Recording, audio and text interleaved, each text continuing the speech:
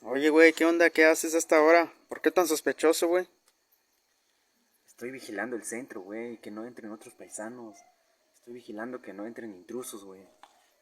Ah, chinga, ¿vigilando por qué o qué? ¿Tú quién eres, güey?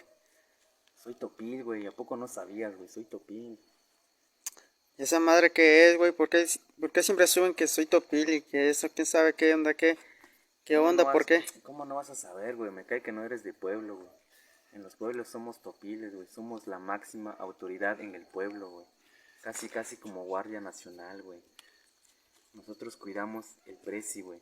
Somos como sus guardaespaldas, pues. Si tú le dices algo a ese, güey, al bote te vas y una multa, güey. Ahorita yo ando vigilando porque a estas horas salen las morras y se escapan con los otros paisanos. Pues no, güey, hay que cuidar a nuestras paisanas, güey. Ah, chinga, eso no lo sabía, güey. ¿Y cuántos Topiles son o qué? Aquí somos 4, güey. Hay pueblos donde son 6 y hay pueblos donde no hay, güey. Solo polis, güey. Pero los topiles son los buenos, güey. Con esos, güey, no te metas porque te arrastran al bote, güey. Ah, chinga, pues entonces ya me voy, güey, antes que me meta en pedos. Sí, güey. Córrele, güey, porque ahorita te alcanzo, güey. Y no andes orinando en las calles, güey, porque si no, te van a estar vigilando, güey.